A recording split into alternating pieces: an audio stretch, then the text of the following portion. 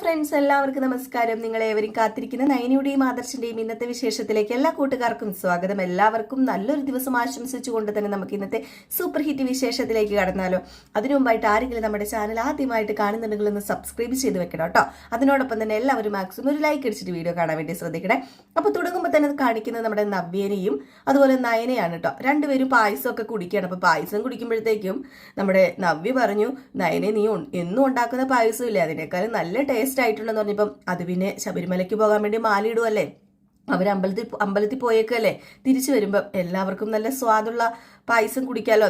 അതുകൊണ്ട് ഞാൻ ഈ പ്രാവശ്യം കുറച്ചും കൂടെ നല്ല രീതിയിൽ നല്ല ടേസ്റ്റോട് കൂടി തന്നെ പായസം ഉണ്ടാക്കിയത്. കുറച്ച് പാല് കൂടുതലും ചേർത്തിട്ടുണ്ടല്ല, മധുര കൂടുതലൊന്നും ഇല്ലല്ലോ. നവ്യ ചേച്ചി എന്നിങ്ങനെ ചോദിക്കുകയാണ്. അപ്പം നവ്യ പറഞ്ഞു, ഹേയ് മധുര കൂടുതലൊന്നുമില്ല, കറക്റ്റ് പാകത്തിന് തന്നെയല്ല, അടിപൊളിയായിട്ടുണ്ട്, ആരും ഒരു കുറവും പറയുകയില്ല എന്ന് പറഞ്ഞപ്പം നമ്മുടെ അനാമിക ഇത് വെളിയിൽ നിന്ന് കാണുന്നുണ്ടല്ലോ. അനാമിക, എടി ഭയങ്കരിമാരെ, നിങ്ങൾ രണ്ടുപേരും കുറച്ചു നേരം കഴിയുമ്പോഴത്തേക്കും ഒരു നിവൃത്തിയില്ലാതെ ഇവിടെ കിടന്ന് ഓടുന്നത് എനിക്ക് കാണാനായിട്ട് സാധിക്കും, എന്നിട്ട് വേണം ഒന്ന് സന്തോഷിക്കാൻ എന്നൊക്കെ ഇങ്ങനെ പറയല്ല, മനസ്സിലിങ്ങനെ വിചാരിക്കാം. അപ്പം ഇതിനിടയിൽ ഇവർ ശബരിമലയ്ക്ക് പോകുന്ന കാര്യവും അതുപോലെ നമ്മുടെ നവ്യ ആണെങ്കിൽ അഭി ശബരിമലയ്ക്ക് പോയത് കൊണ്ട് യാതൊരു പ്രയോജനം ഉണ്ടാവുമെന്ന് തോന്നുന്നുമില്ല, അവൻ ഇഷ്ടമില്ലാതെയാണ് ശബരിമലയ്ക്ക് പോകുന്നത് എന്നൊക്കെ പറയുമ്പോഴത്തേക്കും നമ്മുടെ നയന പറയുന്നുണ്ട്, അതൊന്നും ചേച്ചി നോക്കണ്ട, ഏതായാലും അതിൻ്റെ പുണ്യം, അഭി പോകുന്നതിൻ്റെ പുണ്യം അഭിയുടെ കുഞ്ഞിന് തന്നെ കിട്ടിക്കോളും, അവൻ ഏതോ കാണിച്ചോട്ടെ എന്നും പറഞ്ഞുകൊണ്ട് ആ പിഞ്ചു കുഞ്ഞിനെ ദൈവമൊന്നും ചെയ്യില്ലല്ലോ എന്നൊക്കെ ഇങ്ങനെ വീണ്ടും ഇങ്ങനെ പറയുകയാണ്. അപ്പോഴത്തേക്കും ഇത് കേട്ട് കഴിഞ്ഞപ്പോഴത്തേക്കും നമ്മുടെ അനാമികയാണെങ്കിൽ ആ കുഞ്ഞും കൂടി അങ്ങ് ചത്തുപോകുമായിരുന്നെങ്കിൽ മനുഷ്യന് സമാധാനം ഉണ്ടായിരുന്നേനെ, ആ കുഞ്ഞ് ജീവിച്ചിരിക്കുന്നതുകൊണ്ട് എന്ത് പ്രയോജനമുള്ളത്, ഈശ്വര ഇതോടുകൂടി ആ കുഞ്ഞു അങ്ങ് അലസിപ്പോണേ എന്ന് മനസ്സിൽ വിചാരിച്ചുകൊണ്ട് അങ്ങ് പോവുകയാണ് കേട്ടോ. പിന്നെ കാണിക്കുന്നത് നമ്മുടെ രേവതിനെയും വേണുവിനെയാണ്. അങ്ങനെ നമ്മുടെ വേണു പറയുക, ജലജ നമ്മളോടൊപ്പം ഉള്ളതൊരു ചെറിയ ആശ്വാസമാണ്, അവക്കെ ഈ കുടുംബത്തോട് ഒരു താല്പര്യമില്ല. എങ്ങനെ താല്പര്യം വരും, അവർ ഈ കുടുംബത്തിലെ അല്ലല്ലോ, അവരെ ദത്തെടുത്തതാ മൂർത്തി സാറ്, എന്നിട്ടാണോ അവർ ഈ കുടുംബത്തിലുള്ളവരെക്കാൾ കൂടുതൽ ഞെളിഞ്ഞു നടക്കുന്നത്. നടന്നോട്ടെ വേണുകേട്ടാ, നമുക്കിപ്പം അതുപോലെ ഒരുത്തിയുടെ സഹായം ആവശ്യമാണ്. അതെ രേവതി പറഞ്ഞത് ശരിയാന്ന് പറഞ്ഞു. അപ്പം നമ്മുടെ അനാമിക അങ്ങോട്ടേക്ക് വന്നു. അപ്പം നമ്മുടെ രേവതി ചോദിച്ചു, അല്ലെ എന്തായി മോളെ, അത് അനിയത്തിക്കും ചേട്ടത്തിക്കും ഒരു കുഴപ്പവുമില്ല, അതെന്താ അങ്ങനെ? അപ്പോഴത്തേക്കും പെട്ടെന്ന് നമ്മുടെ വേണു പറഞ്ഞു, അവർക്കല്ല എനിക്ക് കുഴപ്പമായെന്നാ തോന്നുന്നത്. അല്ല വേണുവേട്ടന് എന്താ പറ്റിയത്? അതെ, വയറ്റിനകത്തെ വല്ലാത്തൊരു ഉരുണ്ടുകയറ്റം, എന്തോ ഒരു അസ്വസ്ഥത പോലെയൊക്കെ തോന്നുക. ഇതിപ്പോൾ മാറിപ്പോയോ എന്ന് എനിക്കൊരു ചെറിയൊരു സംശയം എന്ന് പറഞ്ഞു. അപ്പോഴത്തേക്കും നമ്മുടെ അനാമികയും രേവതിയും ആകപ്പാടെ എന്തോ പോലെ നിൽക്കുകയാണ് കേട്ടോ. അപ്പോഴത്തേക്കാണെങ്കിൽ നമ്മുടെ രേവതിയും പറഞ്ഞു, എനിക്കും ചെറിയൊരു പ്രശ്നം ഉണ്ടെന്ന് തോന്നുന്നു, എനിക്കും വല്ലാതെ ഒരു അസ്വസ്ഥത, വീട് വരെ പോക്ക് നടക്കില്ലെന്നാ എൻ്റെ പൊന്നു രേവതി തോന്നുന്നത്, എനിക്കിപ്പം തന്നെ ബാത്റൂമിൽ പോകണം. അപ്പം രേവതി പറഞ്ഞു, മോളെ ഇതെന്തോ ചതി പറ്റിയിട്ടുണ്ട്, അയ്യോ എനിക്ക് വയ്യ രേവതി, ഞാൻ പോകാന്ന് പറഞ്ഞതാ, നീയാ പറഞ്ഞ എന്നോട് പോകണ്ടെന്ന്. അങ്ങനെ പെട്ടെന്ന് വയറ്റി പിടിച്ചിട്ട് ഭയങ്കരമായിട്ടും വയറുവേദന കേട്ടോ നമ്മുടെ വേണുവിന്. വേണു പറഞ്ഞു, എനിക്കെല്ലാം മനസ്സിലായി, സംഗതി മാറിപ്പോയി എന്നും പറഞ്ഞുകൊണ്ടൊരു ഒറ്റ ഓട്ടമായിരുന്നു. അത് ബാത്റൂമിലേക്കുള്ള ഓട്ടം തന്നെയാണ് കേട്ടോ. പതിയെ നമ്മുടെ രേവതിക്കും വയറിനൊരു അസ്വസ്ഥത വരാൻ തുടങ്ങി, പതിയെ നമ്മുടെ അനാമികയ്ക്കും വരാൻ തുടങ്ങുകയാണ് കേട്ടോ വയറിന് ചെറിയൊരു അസ്വസ്ഥത. ഇതേ സമയം നമ്മുടെ ജലജയും ആ പായസം കുടിച്ചായിരുന്നു, അതുകൊണ്ട് ജലജയ്ക്കും ഒരു വല്ലാത്ത അസ്വസ്ഥത. ജലജയും ഓടുകയാണ് ബാത്റൂമിലേക്ക്. അപ്പൊ നമ്മുടെ നവ്യ ഇങ്ങനെ ഇരിക്കുമ്പോഴത്തേക്ക് നവ്യ നോക്കുമ്പോൾ നവ്യ ഇതൊക്കെ കാണുന്നുണ്ട്. അപ്പൊ നവ്യ എന്നാ ചെയ്യുന്നത്, നമ്മുടെ ജലജ ബാത്റൂമിലേക്ക് ഓടുന്ന സമയം കൊണ്ട് ബാത്റൂമിലേക്ക് നമ്മുടെ നവ്യ കയറിപ്പോയി, എന്നിട്ട് ഡോർ അങ്ങോട്ട് അടച്ചു കേട്ടോ. ചുമ്മാ കയറി അകത്ത് നിൽക്കുകയാണേ. അപ്പൊ നമ്മുടെ ജലജ, അകത്താളുണ്ടോ, വാതിൽ തുറക്ക്, വാതിൽ തുറക്കാനാ പറഞ്ഞത്, അത് പിന്നെ അകത്ത് ആളുണ്ട്, കുറച്ച് കഴിഞ്ഞ് തുറക്കാൻ പറ്റുള്ളൂ എന്നിങ്ങനെ നവ്യ പറഞ്ഞപ്പോഴത്തേക്ക് ജലജ, അയ്യോ ഒന്ന് തുറക്കാനാ പറഞ്ഞത്, അത് കൊള്ളാം, ഇത് ഞങ്ങളുടെ ബാത്റൂം, നിങ്ങൾ നിങ്ങളുടെ ബാത്റൂമിൽ പോകാൻ നോക്ക്. അതെ, എന്റെ ബാത്റൂമിൽ അവര് കയറിയേക്കുക, ആ വേണു രേവതി, ഇനി ഞാൻ എവിടെ പോകാനാ? എന്റെ പൊന്ന് നവ്യ വാതിൽ തുറക്ക്, എനിക്ക് അകത്ത് കയറണം. എന്റെ പൊന്ന് നവ്യ, ഞാനിവിടെ പിടിവിട്ട് നിൽക്കുക, എന്റെ പൊന്നമ്മായിയമ്മേ ഞാനിവിടെ പിടിവിട്ടിരിക്കുക, അതുകൊണ്ടേ ഞാൻ കഴിഞ്ഞിട്ട് അടുത്തത് അങ്ങോട്ട് കയറിയാൽ മതി എന്ന് പറഞ്ഞു. ഏതായാലും ഇതേ സമയം നമ്മുടെ ജലജ വേറെ ഏതോ ബാത്റൂമിലേക്ക് ഓടിയിട്ടുണ്ട് കേട്ടോ. അങ്ങനെ നമ്മുടെ നവ്യ നിന്ന് ചിരിക്കുകയാണ്. ആ ചിരിയിൽ തന്നെയുണ്ട് എല്ലാം. നമ്മുടെ നവ്യാണ് ഈ പണി പറ്റിച്ചത്. അപ്പോഴത്തേക്കും മനസ്സിലിങ്ങനെ വിചാരിക്കുക നമ്മുടെ നവ്യ, എൻ്റെ കുഞ്ഞിനെ നശിപ്പിക്കാൻ ആഗ്രഹിക്കുന്നവരൊക്കെ ഇന്ന് നോക്കിക്കോ, എല്ലാത്തിനും പണ്ടാരം അടങ്ങി ചത്തുപോകും, ബാത്റൂമിൽ നിന്ന് ഇറങ്ങാൻ സമയം കാണത്തില്ല, എന്തൊക്കെയായിരുന്നു ഈ നവ്യ ആരാന്നാ വിചാരിച്ചേ എന്നൊക്കെ ഇങ്ങനെ മനസ്സിൽ വിചാരിക്കുകയാണ്. ഇതേ സമയം വീണ്ടും നമ്മുടെ വേണുവിനെ കാണിക്കാൻ കേട്ടോ. വേണു ബാത്റൂമിൽ പോയിട്ട് പിന്നെയും തിരിച്ചിറങ്ങുന്നു, പിന്നെയും കയറി പോകുന്നു, പിന്നെയും തിരിച്ചിറങ്ങുന്നു, ഒരു വല്ലാത്ത അസ്വസ്ഥത. അപ്പോഴത്തേക്കും ബാത്റൂമിൽ ചെന്ന് കയറിയിട്ട്, ദേ ഇതാരാ, ഇതിനകത്ത് ആരാ? അതെ ഞാനാ വേണുവേട്ടാ, ഇത് ഇവിടെ ഇഷ്ടം പോലെ ബാത്റൂം ഉണ്ടല്ലോ, വേറെ ബാത്റൂമിൽ ചെന്ന് കയറാൻ പറയാ. അങ്ങനെ നമ്മുടെ വേണു വേറെ ബാത്റൂമിനകത്തേക്ക് കയറാൻ വേണ്ടി ഓടുകയാണ്. അങ്ങനെ അടുത്ത ബാത്റൂമിൽ ചെന്ന് കഴിഞ്ഞപ്പോഴത്തേക്കാണ് അവിടെ നമ്മുടെ ജലജ ഇരിക്കുന്നത്. അങ്ങനെ ജലജ അവിടെ ഇരിക്കുന്നതുകൊണ്ട് അവിടെയും കയറാൻ പറ്റാത്ത അവസ്ഥ നമ്മുടെ വേണുവിന്. വീണ്ടും അടുത്ത ബാത്റൂമിലേക്ക് പാസ് ചെയ്യുകയാണ്. ഇതിങ്ങനെ പാസ് ഔട്ടായി പൊക്കോണ്ടിരിക്കുകയാണ് കേട്ടോ. ഇതിനിടയിൽ നമ്മുടെ അനാമിക ഓടി വന്നിട്ട് നമ്മുടെ വേണുവിനോട് ചോദിക്കുക, അച്ഛൻ ഇത് എന്ത് വിഷമോ മേടിച്ചോണ്ട് വന്നത്? ദേ നീ മിണ്ടാതിരുന്നോ, നീയല്ലേ പറഞ്ഞേക്കുന്നത് കുറച്ച് വീര്യം കൂടിയത് വേണമെന്ന്. അതെല്ലാം നമ്മുടെ അകത്തേക്ക് ഇപ്പൊ പോയേക്കുന്നത്. ഇതിനിടയിൽ എന്താ അച്ഛാ സംഭവിച്ചത്? എനിക്കതൊന്നും അറിയില്ല. ഇനിയിപ്പോ അതൊന്നും കണ്ടുപിടിക്കാനും പറ്റില്ല. എനിക്കൊന്ന് ബാത്റൂമിൽ പോയാൽ മതി. ഇനി ഇവിടെ ബാത്റൂം ഇല്ലേ മോളെ എന്നും പറഞ്ഞുകൊണ്ട് നമ്മുടെ വേണു. ഏതായാലും ഈ സമയം നമ്മുടെ മുത്തശ്ശനും മുത്തശ്ശിയും പായസം കുടിച്ചുകൊണ്ടിരിക്കുകയാണ് കേട്ടോ. മുത്തശ്ശിയും കുടിക്കുന്ന പായസത്തിൽ ഒരു കുഴപ്പമില്ല. അങ്ങനെ മുത്തശ്ശൻ പറയുക, നല്ല അസല് പായസം, അതുകൊണ്ടല്ലേ മോൾ ഉണ്ടാകുന്ന പായസം അമ്പലപ്പുഴ പാൽപ്പായസം പോലെയാണെന്ന് ഞാൻ പറയുന്നത്. അതാണെങ്കിൽ ഇവിടെ ചിലർക്ക് ഇഷ്ടമല്ല. ആർക്ക് ഇഷ്ടപ്പെട്ടില്ലെങ്കിലും ഉള്ളത് പറയണമല്ലോ. നയനമോളുടെ കൈപുണ്യം പറയാതിരിക്കാൻ പറ്റത്തില്ലെന്ന് പറഞ്ഞു. ഈ സമയമാണ് ഓടി നമ്മുടെ ജലജ മൂർത്തിയുടെയും വസുന്ധരയുടെ റൂമിലേക്ക് വരുന്നത്. എന്നിട്ട് പറയാ, അതെ അച്ഛാമ്മ ഒന്നും പറയാൻ സമയമില്ല, ഞാൻ ബാത്റൂമിലേക്ക് പോകുക എന്ന് പറഞ്ഞുകൊണ്ട് നേരെ ബാത്റൂമിനകത്തേക്ക് കയറി. അപ്പൊ മുത്തശ്ശൻ വസുന്ധരയോട് ചോദിച്ചു, ഇതെന്താ പറ്റിയത്? അതെ എന്തോ പറ്റിയിട്ടുണ്ട്, വയറ്റി പിടിക്കാത്ത എന്തോ കഴിച്ചിട്ടുണ്ടായിരിക്കും, അതായിരിക്കും. അവക്ക് എല്ലാവരും ഇരിക്കുമ്പോൾ കഴിക്കുന്നത് കൂടാതെ ചെറിയ കട്ട് തിന്നുന്ന സ്വഭാവമുണ്ടോ? അങ്ങനെയുള്ളവരുടെ വയറാ വേണ്ടാത്ത രീതിയിൽ പ്രതികരിക്കുന്നത്. അങ്ങനെ എന്തെങ്കിലും കട്ട് തിന്ന് കാണുമായിരിക്കും. വയററിയാതെ തിന്നു കഴിഞ്ഞാലേ ഇങ്ങനെയൊക്കെ ഉണ്ടാകും എന്നിങ്ങനെ നമ്മുടെ വസുന്ധര പറയണം. അങ്ങനെ വസുന്ധരയും മുത്തശ്ശനും കൂടെ ആസ്വദിച്ച് തന്നെയാണ് കേട്ടോ ആ പായസം കുടിക്കുന്നത്. പിന്നെ കാണിക്കുന്ന സീൻ എന്ന് പറഞ്ഞാല് നമ്മുടെ നവ്യ ഇരുന്ന് ഭയങ്കര ചിരി. അപ്പൊ നയന കയറി വന്നിട്ട്, ചേച്ചി എന്തിനാ ഇങ്ങനെ ചിരിക്കുന്നത്? എന്തു പറ്റി? അതെ ഓരോരുത്തരെ ഓടുന്ന ഓട്ടം കണ്ടോ പായസം കുടിച്ചിട്ട്. അതാ ഞാനും ടെൻഷനോട് ഓടി വന്നത്. പായസം കുടിച്ച് നമുക്കൊന്നും ഒരു പ്രശ്നമില്ലല്ലോ, പിന്നെ എന്താ അവർക്ക് പറ്റിയത്?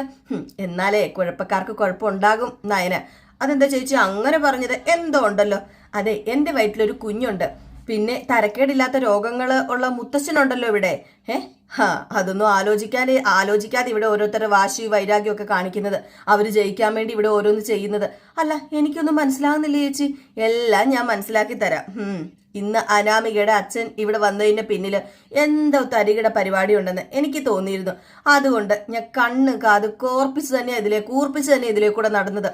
ഒന്നാത് ഇന്നത്തെ ദിവസം ആദർശേട്ടനെ കൊണ്ട് വ്രതം എടുപ്പിച്ചതിൽ വല്ലാത്ത ദേഷ്യം ഉണ്ടായിരുന്നു. എന്ന് വെച്ചാലേ അമ്മയും മോളും കൂടെ തട്ടഹസിക്കുമല്ലായിരുന്നോ അതിന്റെ പേരില് കൈകൾ കൂട്ടിമുട്ടിച്ച് സന്തോഷം പ്രകടിപ്പിക്കുകയായിരുന്നു. അതിന് ഞാൻ സാക്ഷിയായതാ. അപ്പോഴേ ഞാൻ കരുതിയതാ രണ്ടിനെയും ഇവിടെ ഇട്ട് വട്ടം കറക്കണമെന്ന്. അതിനായിട്ടുള്ള വഴി അവര് തന്നെ ചെയ്തു. അല്ല അതിന് ചേച്ചി എന്താ ചെയ്തത്? അവനവൻ കുഴിച്ച കുഴിയിൽ അവനവൻ തന്നെ വീണു. അതുമാത്രമേ എനിക്ക് പറയാനുള്ളൂ നയന എന്ന് പറഞ്ഞു. എന്നിട്ട് നവ്യ ഈ കാര്യങ്ങളെല്ലാം വിശദീകരിച്ച് അങ്ങോട്ട് പറഞ്ഞു കൊടുക്കാൻ കേട്ടോ നയനയോട്.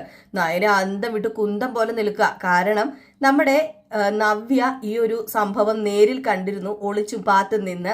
അപ്പോഴേക്കും ആ ബൗളിൽ കുറച്ച് പായസം എടുത്ത് മാറ്റി വെച്ചല്ലോ. ആ മാറ്റിവെച്ച പായസം എന്ത് ചെയ്തു നമ്മുടെ നവ്യ? തിരിച്ച് മാറ്റി വെച്ചിട്ട് ആ ബൗളിലേക്ക് ആ ഒരു പൊടി കലർത്തിയ പായസം അങ്ങോട്ട് വെച്ചു. അത് കഴിഞ്ഞപ്പോഴത്തേക്കും പിന്നെ പറയാനുണ്ടോ, അവരെടുത്തോണ്ട് പോയ പായസം അവർ പൊടി കലർത്തിയ പായസം തന്നെയായിരുന്നു. അത് കഴിച്ച് വീണ്ടും ലൂസ് മോഷനായി അവർക്ക്. അതാണ് സംഭവിച്ചതെന്ന് പറഞ്ഞാൽ ഇതിങ്ങനെ നമ്മുടെ നയനയോട് പറഞ്ഞു കൊടുത്തു കേട്ടോ. ഇത്രയും പറഞ്ഞിട്ട് നമ്മുടെ നവ്യ പറഞ്ഞു, എന്റെ വയറ്റിലൊരു കുഞ്ഞുണ്ട് എന്നുള്ളൊരു ബോധം പോലും ഇല്ലാതെയാ ഈ പ്രവൃത്തി ചെയ്തത്. അതുമാത്രമാണോ നവ്യ ചേച്ചി? മുത്തശ്ശനും മുത്തശ്ശിയും മലയ്ക്ക് പോകാൻ മാലയിട്ട എല്ലാവരും ഇത് കുടിക്കത്തില്ലായിരുന്നോ? ആര് കുടിച്ചാലും അവർക്കൊരു പ്രശ്നമില്ലെന്ന് മനസ്സിലായില്ല നയനെ നിനക്കിപ്പം? അയ്യോ എങ്കിലും അയാൾ എന്ത് ടൈപ്പാണെന്ന് ഞാൻ ആലോചിക്കുന്നത്. അനാമികയുടെ അച്ഛൻ. അല്ല ആണുങ്ങളും ഇതിനൊക്കെ കൂട്ടു നിൽക്കാന്നൊക്കെ പറയുന്നത് വലിയ കഷ്ടമല്ലേ? ഈ വീട്ടിലെ അഭി മാത്രമല്ലേ ഉള്ളൂ ആണുങ്ങളുടെ വില കളയുന്ന പ്രവൃത്തി ചെയ്യുന്നത്. ബാക്കിയുള്ളവരെല്ലാവരും നല്ലത് മാത്രം ചിന്തിക്കുന്നവരാ. പക്ഷെ ഇവിടെ നേരെ തിരിച്ചാണല്ലോ. നയനെ ഒരു കാര്യം മനസ്സിലാക്കിക്കോ, നമ്മള് വളഞ്ഞ വഴിയിൽ കൂടിയാണ് ഇവിടെ കയറി വന്നതെന്ന് 40 വട്ടം നമ്മുടെ അമ്മായിയമ്മമാർ ഇവിടെ പറയുന്നുണ്ടല്ലോ. എങ്കിൽ പിന്നെ അതിനേക്കാളും വളഞ്ഞ വഴിയിൽ കൂടെയാണ് അനാമിക ഇവിടെ കാലുകുത്തിയത്. അത് 100% സത്യം തന്നെയാ. എനിക്ക് തോന്നിയിട്ടില്ല അനിയോട് അവൾക്ക് സ്നേഹമുണ്ടെന്ന്. അല്ല, ഞാനൊരു കാര്യം ചോദിക്കട്ടെ നയന, അന്ന് ഒരു കാറ് കൊണ്ടുവന്ന് ഇവിടെ കാണിച്ചല്ലോ, ആ കാർ എവിടെയാ? അതന്ന് രജിസ്ട്രേഷൻ എന്ന് പറഞ്ഞ് കൊണ്ടുപോയതാ. പിന്നെ മുത്തശ്ശനാ പറഞ്ഞത് അവളുടെ വീട്ടിൽ ഇട്ടോളാന്. അതവളുടെ ഭാഗ്യമാണെന്ന് കരുതിക്കോ. ആ കാറൊക്കെ വാടകയ്ക്ക് എടുത്തതാണെന്ന് എനിക്ക് തോന്നുന്നത്. ഇവർക്ക് പണമോ സാമ്പത്തികമോ ഒന്നും ഇല്ലാത്തതന്നേ അങ്ങനെ എടുത്ത് പൊങ്ങച്ചം കാണിച്ചു തങ്ങാണ്ട, അല്ലാതെ പൈസ ഉള്ള കൂട്ടങ്ങളൊന്നും അല്ല.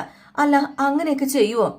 എന്റെ പൊന്നു നയനെ, അതല്ല, ചിലപ്പോൾ അതിനപ്പുറം ചെയ്യും. അല്ലെങ്കിൽ പിന്നെ നീ ഒന്ന് ആലോചിച്ച് നോക്കിയേ, വസ്തുക്കൾ ഭാഗം വെക്കണമെന്ന് എല്ലാവരോടും ഇങ്ങനെ പറഞ്ഞുകൊണ്ടിരിക്കുന്നത് അവരല്ലേ?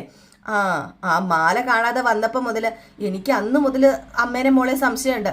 അല്ല, അത് ആരെ എടുത്തെന്ന് ഇതുവരെ കണ്ടെത്തിയില്ലല്ലോ. ആദർശേട്ടന്റെ ഭാഗത്ത് നിന്ന് ഇപ്പോഴും ഒരു അന്വേഷണം നടക്കുന്നുണ്ട്. ഈ തിരക്കിനിടയിൽ ഇനിയിപ്പോൾ ആദർശേട്ടൻ എങ്ങനെ യഥാർത്ഥ കള്ളന്മാരെ കണ്ടെത്താൻ പോകുന്നത്? അല്ല, എന്നിട്ടും ഒരു ദിവസം മാല എടുത്തവന്മാർ ഞങ്ങളുടെ മുമ്പിൽ വന്ന് പെട്ടല്ലോ. അതുപോലെ നമ്മുടെ ഭാഗത്ത് സത്യം ഉള്ളത് കൊണ്ട് എപ്പോഴെങ്കിലും അവന്മാര് വീണ്ടും നമ്മുടെ മുന്നിൽ വന്ന് പെടും, സത്യം തെളിയും. ശരിക്കും ചതിവത്തിയിരിക്കുന്നതേ അനിയുടെ അമ്മയ്ക്കാ. അവരൊക്കെ ഇനി പഠിക്കാൻ കിടക്കുന്നതേ ഉള്ളൂ. കണ്ണടച്ചെല്ലാം വിശ്വസിച്ചേക്കല്ലേ. അനാമികേനെ തലയിൽ കൊണ്ട് നടക്കുന്നവരൊക്കെ അങ്ങനെ നടക്കട്ടെ. പക്ഷെ നമ്മൾ ഒരിക്കലും അവളെയോ അവളുടെ അമ്മയോ അച്ഛനെയോ ഒന്നും വിശ്വസിക്കാൻ പാടില്ല. തലയിൽ കൊണ്ട് നടക്കരുത്. ഇന്നത്തെ ഈ സംഭവത്തോടു കൂടി തന്നെ എല്ലാ സ്വഭാവവും വ്യക്തമായി കഴിഞ്ഞില്ലേ? അതുകൊണ്ട് ഒന്ന് സൂക്ഷിക്കണം. ഇതുപോലെയുള്ള സംഭവങ്ങൾ അടിക്കടി ഉണ്ടാകും. എപ്പോഴും ഒരു കണ്ണ് വേണം പിന്നില്.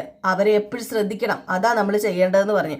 ഈ സമയത്ത് പെട്ടെന്ന് ജലജ അതിലെ കൂടെ കടന്നു പോയപ്പോഴത്തേക്കും നമ്മുടെ നവ്യ പറഞ്ഞു, ദേ ഒന്ന് നിന്നേ അവിടെ. എന്താ, വയറൊക്കെ ക്ലീൻ ആയോ? ഇനി വയറ്റിനകത്ത് എന്തെങ്കിലും വിഷം ഉണ്ടെങ്കിൽ അതൊക്കെ അങ്ങോട്ട് ഇറങ്ങിപ്പോട്ടെന്നേ. അതൊക്കെ പോയി ശുദ്ധമാകട്ടെ. അങ്ങനെയെങ്കിലും ഈ സ്വഭാവം ഒന്ന് നന്നാകുവാണെങ്കിൽ നന്നാകട്ടെ. നിങ്ങൾ രണ്ടും കൂടിയാ ഇത് ചെയ്തതെന്ന് എനിക്ക് നന്നായിട്ട് അറിയാം. എനിക്ക് പിടികിട്ടി. നിന്റെ ബുദ്ധി ആയിരുന്നല്ലേടി ഇത്. ഞങ്ങള് അല്ലാന്ന് ആരെങ്കിലും പറഞ്ഞോ നിങ്ങളോട്? ഇല്ലല്ലോ. ഞങ്ങള് തന്നെ ഇതൊക്കെ ചെയ്തത്. എന്താ കുഴപ്പം? എന്തെങ്കിലും കുഴപ്പമുണ്ടോ? എന്നെ മാത്രമല്ല, അനാമികയുടെ അച്ഛനെ വരെ നീ ഇവിടേക്ക് ഇട്ട് ഓടിക്കല്ലായിരുന്നോ? ഓടട്ടേന്നേ, കുറച്ച് ഓടട്ടെ. അപ്പൊ നമ്മുടെ നയന പറഞ്ഞു, ഞങ്ങളൊന്നും അല്ല ഓടിച്ചത്, ഞങ്ങൾക്ക് അതിന്റെ കാര്യമില്ല. ആരാ പറഞ്ഞു നമ്മളല്ലെന്ന്? നയനെ, നമ്മൾ തന്നെയാ ഓടിച്ചത്, നമ്മൾ തന്നെ. ഓടിയിട്ട് മടുത്തില്ലെങ്കിൽ ഒരു കാര്യം ചെയ്യാം, ഇനി എന്റെ അമ്മായിയമ്മേനെ ഓടിക്കാം. കാണാനേ നല്ല രസമുണ്ട്. അടുത്ത ഒളിമ്പിക്സിൽ പോണോ? നമുക്ക് പോയി പങ്കെടുക്കാം. ഒളിമ്പിക്സിൽ ഓട്ടത്തിൽ ഇതുവരെ നമ്മുടെ ഇന്ത്യക്ക് ഒരു സ്വർണ്ണം ഒന്നും കിട്ടിയിട്ടില്ല. ആ കുറവ് നമുക്കൊന്ന് നികത്തിയാലോ അമ്മായിയമ്മേ? എങ്ങനെയുണ്ട്? അടിപൊളിയല്ലേ എന്നിങ്ങനെ ചോദിച്ചു. ഇത്രയും പറഞ്ഞിട്ട് നമ്മുടെ നവ്യ അങ്ങ് പോയിട്ടോ. ജലജ അവിടെ നിന്ന് ഉരുകി പോവുകയാണ്. ഏതായാലും ജലജ ഇത് പുറത്ത് പറയാൻ പോകുന്നില്ല. അങ്ങനെ നവ്യ പോയി കഴിഞ്ഞപ്പോഴത്തേക്ക് നമ്മുടെ ജലജ നയനയോട് ചോദിച്ചു, എന്തിനാണ് ഈ കൊലച്ചതി ഞങ്ങളോട് ചെയ്തത്? ഞങ്ങൾ ആരോടും ഒരു കൊലച്ചതിയും ചെയ്തിട്ടില്ല. പിന്നെ ചതി ചെയ്യാൻ നോക്കിയവർക്ക് ചിലപ്പോൾ ഇത് തിരിഞ്ഞു കൊത്തിയതായിരിക്കും, അത് ഞങ്ങൾക്കും അറിയത്തില്ലെന്ന് പറഞ്ഞിട്ട് നയനെ അങ്ങ് പോയിട്ടോ. അങ്ങനെ നമ്മുടെ ജലജ വീണ്ടും വെന്തുരുകി അവിടെ നിൽക്കുകയാണ്. പിന്നെ കാണിക്കുന്ന നവ്യനെയാണ്. നവ്യ എന്തോ മാസിക വായിച്ചുകൊണ്ടിരിക്കുമ്പോഴത്തേക്കും അനാമിക ബാത്റൂമിലൊക്കെ പോയിട്ട് ഇറങ്ങി വരികയാണ് കേട്ടോ. നമ്മുടെ നവ്യ നോക്കി കഴിഞ്ഞപ്പോഴത്തേക്കും അനാമിക ഭയങ്കര വേദന എടുത്തിട്ട് ഇങ്ങനെ പൊളയുക. അങ്ങനെ ശരീരം മൊത്തം തളർച്ചയാണല്ലോ. ഈശ്വര, എന്റെ ശരീരത്തിനകത്ത് ഇച്ചിരി പോലും ജലാംശം ഇല്ലെന്നാ തോന്നുന്നതെന്നൊക്കെ പറഞ്ഞ് തന്നെ ഇങ്ങനെ സംസാരിച്ചുകൊണ്ട് ഇരുന്ന് നോക്കുന്നത് നമ്മുടെ നവ്യയുടെ മുഖത്തേക്കാണ് കേട്ടോ. നവ്യ ഒരു പുച്ഛത്തോടു കൂടി ഇങ്ങനെ ചിരിച്ചു കേട്ടോ. പുച്ഛത്തോടു കൂടി ചിരിച്ചപ്പോൾ തന്നെ അങ്ങോട്ടേക്ക് നമ്മുടെ അനാമിക ചെന്നിട്ട്, നീ എന്താ ചിരിക്കുന്നത്? ആ പായസം ഉണ്ടാക്കിയിട്ട് നീയല്ലേടി ആ പണി പറ്റിച്ചത്? എന്തിനാടി വെറുതെ കുറ്റം പറയുന്നത്? ഞാനൊരു കാര്യം പറയട്ടെ, ഇതാരാണ് തെറ്റ് ചെയ്തത്, ആരാണ് നിരപരാധി എന്നൊക്കെ എനിക്ക് നന്നായിട്ട് അറിയാം. പിന്നെ തെറ്റ് ചെയ്തത് ഞാനാണെന്ന് വിശ്വസിച്ചാലും എനിക്ക് കുഴപ്പമില്ല. അപ്പം പായസത്തില് മായം കലർത്തിയത് നീയാണോടി? ഞാനല്ല കലർത്തിയത്, നിന്റെ അമ്മയാ കലർത്തിയത്. കൂട്ടായിട്ട് നീ ഉണ്ടായിരുന്നല്ലോ. ഇല്ലായിരുന്നോ? അത് പക്ഷെ നിങ്ങൾ തന്നെ കുടിച്ചു, അതാ സത്യം. അത് പിന്നെ ഞങ്ങൾ പായസത്തിലൊന്നും മിക്സ് ചെയ്തിട്ടില്ല. എങ്കിൽ പിന്നെ ആകാശത്ത് നിന്ന് പൊട്ടി വീണതായിരിക്കും. ഇതങ്ങനെ ഞാൻ വെറുതെ വിടുമെന്ന് കരുതണ്ട നവ്യേ. എനിക്കിപ്പോഴും വയറ് വേദനിക്കുക. ഒരു സമാധാനവും സ്വസ്ഥതയും ഇല്ല. ഞങ്ങളെ കൊല്ലാൻ വേണ്ടിയിട്ടാ നീ അവളെ കൊണ്ട് പായസം ഉണ്ടാക്കിച്ചിട്ട് ഇങ്ങനെയൊക്കെ ചെയ്തത്. നയനയല്ലെന്ന് ഞാൻ പറഞ്ഞില്ലേ, ഇനി നയനെ പറയരുത്. അതെ, നിന്നെ ഒന്നും ഞാൻ വെറുതെ വിടത്തില്ലടി. അതെ, നിൽക്കാനാമിക, എന്തിനാ വെറുതെ വിടുന്നത്? അടുത്ത ഐറ്റം പുറത്തെടുക്ക്. എന്റെ വയറ്റിലൊരു കുഞ്ഞുണ്ട്. അല്ല, അതുപോലും ഓർക്കാതെ അല്ലേടി നീയൊക്കെ പായസത്തിൽ വിഷം ചേർത്തത്. അതെ, കുറ്റം ചെയ്തിട്ട് ഒരു കുറ്റവും ചെയ്യാത്ത ഞങ്ങളുടെ പേരിൽ അത് ആരോപിക്കരുത്, ഞങ്ങളെ പ്രതിയാക്കരുത്. എടി, ഞാൻ തന്നെ പ്രതി എന്ന് പറഞ്ഞല്ലോ. നീ കൊണ്ട് കേസ് കൊടുക്ക്. ഇന്ന് രണ്ടിലൊന്നും എനിക്ക് അറിയണം. എന്നെ മാത്രമല്ല, എന്റെ അച്ഛനെയും അമ്മേനെയൊക്കെ നീ തളർത്തി കളഞ്ഞു. തളരേണ്ടവർ തളർന്നല്ലേ പറ്റൂ. എന്റെ സ്വഭാവം നിനക്ക് അറിയില്ല നവ്യ. ചില സമയം എനിക്ക് എന്നെ തന്നെ പേടിയാ. പക്ഷെ എനിക്ക് നിന്നെ തീരെ പേടിയില്ല, തീരെ. നീ എന്നെ പേടിച്ചാ മതി. ദേ നീ വെറുതെ എന്നെ വാശി പിടിപ്പിക്കരുതേ. നീ വാശി പിടിക്കണം അനാമിക, എങ്കിലല്ലേ ഇതിനൊരു ത്രില്ലല്ലോ. ഇതൊരു വലിയ സംഭവം ഞാൻ ആക്കിയില്ലെങ്കിൽ എന്റെ പേര് അനാമിക എന്നല്ല. പേര് മാറ്റുന്നുണ്ടെങ്കിൽ നേരത്തെ പറയണേ, ആ പേരിട്ട് വിളിക്കാനാ. നിങ്ങളെ ഞാൻ കാണിച്ചു തരാം, നോക്കിക്കോ. നീ പൊടി, നിന്റെ അച്ഛനമ്മ താഴെ ഉണ്ടല്ലോ. നീ എന്താ കാണിക്കണമെന്ന് ഉദ്ദേശം ഉണ്ടെങ്കിൽ അവരുടെ അടുത്ത് കാണിച്ചാൽ മതി, എന്റെ അടുത്ത് കൂടുതൽ കാണിക്കണ്ട കേട്ടോ. അത് ഈ നവ്യയുടെ അടുത്ത് ചെലവാവില്ല. ഇത് കേട്ടിട്ട് നമ്മുടെ അനാമിക അങ്ങ് ഇറങ്ങിപ്പോയിട്ടോ. സത്യം പറഞ്ഞ കിടിലെന്ന് വേണം പറയാൻ. നമ്മുടെ നവ്യനെ അങ്ങ് നമുക്ക് ഓരോ ദിവസം ചെല്ലുന്നവരും ഇഷ്ടം അങ്ങോട്ട് കൂടി വരിക. സത്യമല്ലേ? കറക്റ്റ് അഭിനയം, അതുപോലെ തന്നെ നല്ലൊരു ക്യാരക്ടർ, എന്തോ നമുക്കെല്ലാവർക്കും ഇഷ്ടപ്പെടും. ഉരുളക്കുപ്പേരി എന്ന പോലെ മറുപടി കൊടുക്കാൻ നമ്മുടെ നവ്യനെ കഴിഞ്ഞിട്ടേ വേറെ ആരും ഉള്ളൂ. ഏതായാലും ഈ സീൻ കഴിഞ്ഞ് പിന്നെ കാണിക്കുന്ന സീൻ എന്ന് പറഞ്ഞിട്ടുണ്ടെങ്കിൽ നമ്മുടെ നവ്യ ഇങ്ങനെ കിടക്കുകയാണ്. അപ്പം നവ്യക്കൊരു കോള് വരുവാണ് കേട്ടോ. വേറെ ആരും അല്ല വിളിക്കുന്നത്, നമ്മുടെ കനകദുർഗയാണ് കേട്ടോ. അപ്പോഴത്തേക്ക് നവ്യക്ക് ഫോൺ എടുക്കാനൊരു മടി, കാരണം നമ്മുടെ നയനിയൊന്നും ടൂറിന് പോയിട്ടില്ലല്ലോ. അപ്പൊ അതുകൊണ്ട് തന്നെയാണ് കേട്ടോ. അപ്പൊ കനകദുർഗയല്ല സോറി വിളിക്കുന്നത്, നമ്മുടെ നന്ദുവാ വിളിക്കുന്നത്. എന്നിട്ട് നന്ദു ചോദിച്ചു, അല്ല ടൂറിന് പോകേണ്ടവര് ടൂറിന് പോയോ? അത് രാവിലെ തന്നെ പോയോ? സോറി കേട്ടോ ചേച്ചി, രാവിലെ എണീക്കത്തില്ലല്ലോ അല്ലെ, അവര് പോയത് കണ്ടു കാണത്തില്ലല്ലോ അല്ലെ എന്നിങ്ങനെ പറയുമ്പോഴത്തേക്കും നമ്മുടെ നവ്യ ഒന്നും മിണ്ടുന്നില്ല കേട്ടോ. അപ്പോഴത്തേക്കും നമ്മുടെ അനാമികയല്ല സോറി നന്ദു പറയാണ്, നയനേച്ചി ആദർശേട്ടനെ മാറ്റിയെടുത്തത് കണ്ടോ? അവിടെ ഒരു അസുരവിത്തുണ്ടല്ലോ, അതിനെ കൂടെ മാറ്റിയെടുക്കാൻ നോക്ക്, എന്നിട്ട് ജീവിതം അങ്ങോട്ട് അടിച്ചു പൊളിക്കാം. അങ്ങനെ ജീവിതം അടിച്ചു പൊളിക്കണമെങ്കിലേ ഇവിടെ ചിലവര് കനിയണം. മനസ്സിലായി. ഭർത്താക്കന്മാരെ കനിഞ്ഞു കഴിഞ്ഞാൽ പിന്നെ ഒരു കുഴപ്പമില്ല. കൂട്ടിന് ഭർത്താക്കന്മാരുണ്ടെങ്കിൽ എല്ലാം താനെ നടന്നോളും. ചേച്ചിയുടെ അമ്മായിയമ്മേനേക്കാളും പ്രശ്നക്കാരിയാണല്ലോ ആദർശേട്ടന്റെ അമ്മ. ആ ആദർശേട്ടൻ ഇപ്പൊ പല കാര്യങ്ങളിലും അമ്മയെ അനുസരിക്കുന്നില്ലല്ലോ, അമ്മയെ അംഗീകരിക്കുന്നില്ലല്ലോ. അങ്ങനെ ഒരു അവസ്ഥയിലേക്ക് സ്വന്തം ഭർത്താവിനെ കൊണ്ടുവരണം. അതല്ലേ വേണ്ടത്, അതല്ലേ ചെയ്യേണ്ടത്. അല്ല ചേച്ചി, അവര് ഏത് സ്ഥലത്താ ടൂറിന് പോയെന്ന് പറഞ്ഞിരുന്നോ? ഇല്ല മോളെ, ഒന്നും പറഞ്ഞില്ല. കുറച്ച് കഴിയുമ്പം നിന്നെ നയനെ വിളിക്കും, അപ്പൊ എല്ലാം അറിയാൻ കഴിഞ്ഞേക്കും. ശരി മോളെ എന്ന് പറഞ്ഞ് ഫോൺ കട്ട് ചെയ്തിട്ട് നമ്മുടെ നവ്യ കൂടുതലൊന്നും പറഞ്ഞില്ല. നന്ദുവിന് വിഷമാവൂലോ എന്ന് ഓർത്തിട്ട്. അപ്പൊ നന്ദു ഇങ്ങനെ മനസ്സിൽ ഇങ്ങനെ ആലോചിക്കുക, അല്ല ചേച്ചിയുടെ മൂഡ് അത്രയ്ക്ക് ശരിയല്ലെന്ന് തോന്നുന്നല്ലോ, എന്തായിരിക്കും? അപ്പോഴത്തേക്കും നമ്മുടെ ഗോവിന്ദൻ വന്നിട്ട് പറഞ്ഞു, എങ്ങനെ അവളുടെ മനസ്സ് ശരിയല്ലാതിരിക്കും? ആദർശ് നയനയും ടൂറിന് പോയി. ഈ സമയത്ത് അവളോട് ഓരോന്ന് കുത്തി പറഞ്ഞിട്ടുണ്ടെങ്കിൽ അവൾക്ക് വിഷമാവില്ലേ? നീ ഇത്തരം കാര്യങ്ങളൊന്നും അവളോട് സംസാരിക്കാൻ പാടില്ലായിരുന്നു. അല്ല അഭിയേട്ടൻ എപ്പോഴെങ്കിലും മാറുമോ അച്ഛാ? അച്ഛനമ്മമാർക്ക് കുറച്ച് നന്മയുണ്ടെങ്കിലേ അത് മക്കളിലും പ്രതിഫലിക്കത്തുള്ളൂ. അബിയെക്കുറിച്ച് നമ്മൾ കൂടുതലൊന്നും ചോദിച്ചിട്ടില്ല, അറിഞ്ഞിട്ടില്ല. എങ്കിലും അബിയുടെ അമ്മ ആ തറവാട്ടിലെ സന്തതിയല്ല, അത് നമുക്കറിയാലോ. അത് അവര് ദത്തെടുത്ത് വളർത്തിയതാ. പക്ഷെ അങ്ങനെ വളർത്തിയവരോട് പോലും അവർക്ക് ഒരു സ്നേഹവും ബഹുമാനവും ഇല്ല, അത് അംഗീകരിക്കുന്നുമില്ല. പിന്നെ എങ്ങനെയാ അവരുടെ മോൻ നന്നാകുന്നത്? ഇതിനെല്ലാത്തിനും ചേച്ചീനെ കുറ്റം പറഞ്ഞാൽ മതിയല്ലോ. അബിയേട്ടനൊരു കുറുക്കനാകുന്ന മനസ്സിലാകാതെ അയാളുടെ പിന്നാലെ പോയത് ചേച്ചിയല്ലേ? അതും ശരിയാ, നമുക്ക് ആരെയും കുറ്റപ്പെടുത്താൻ പറ്റില്ലല്ലോ മോളെ. എല്ലാവരുടെയും ഭാഗത്ത് തെറ്റുണ്ട്. അല്ല മോളെ, അമ്മ രാവിലെ അമ്പലത്തിൽ പോയി. ഇന്ന് വൈകുന്നേരം ഇവിടെ അടുത്തുള്ള അയ്യപ്പ ക്ഷേത്രത്തിൽ അയ്യപ്പപ്പാട്ടുള്ളതാ. നമുക്ക് എല്ലാവർക്കും കൂടി ഒന്ന് പോകണം, പ്രാർത്ഥിക്കണം. കഴിയുമെങ്കിൽ മണ്ഡലകാലം കഴിയുന്നത് വരെ നമുക്കൊരു വ്രതവും പിടിക്കണം. 2 അറ്റാക്ക് വന്നതുകൊണ്ട് എനിക്ക് മല ചവിട്ടാനൊന്നും പറ്റില്ല, എങ്കിലും നിത്യേന അയ്യപ്പ ക്ഷേത്രത്തിൽ പോകാൻ പറ്റൂലോ, അവിടെ പോയി പ്രാർത്ഥിക്കാലോ. നയനമോളുടെ ജീവിതം ഏതാണ്ട് ശരിയായി വരിക. ഇനി അഭിയും കൂടി മാറണം. അതിനുവേണ്ടി മനസ്സുരുകി പ്രാർത്ഥിക്കണം. പിന്നെ ദൈവങ്ങൾ വിചാരിച്ചാലും അയാൾ മാറുമെന്നൊന്നും എനിക്ക് തോന്നുന്നില്ല. പിന്നെ ചേച്ചിയുടെ വയറ്റിൽ കിടക്കുന്ന കുഞ്ഞു പോലും അയാളുടെ കുഞ്ഞല്ലെന്നല്ലേ അയാൾ പറയുന്നത്. ആദർശിന്റെ സ്വഭാവം മൂർത്തി സാറിന്റെ സ്വഭാവം തന്നെയാ. അതുകൊണ്ട് അഭി ഇത്തിരി വഴി തെറ്റി നടന്നാലും നമ്മുടെ നവ്യയ്ക്ക് ഒരു കുറവും ഉണ്ടാവില്ല. ആദർശ നയനയും അവളുടെ കാര്യം നോക്കിക്കോളും. അല്ല എങ്കിലും അങ്ങനെയല്ലല്ലോ അച്ഛ, അമ്മയ്ക്കും കുഞ്ഞിനും വേണ്ടത് സ്വന്തം ഭർത്താവിന്റെ തണലല്ലേ, സ്വന്തം ഭർത്താവല്ലേ നോക്കേണ്ടത്. ഓർമ്മ വെച്ചപ്പം മുതൽ ദൈവത്തിന്റെ പ്രതിമ ഉണ്ടാക്കി ജീവിക്കുന്ന ആളാ അച്ഛൻ.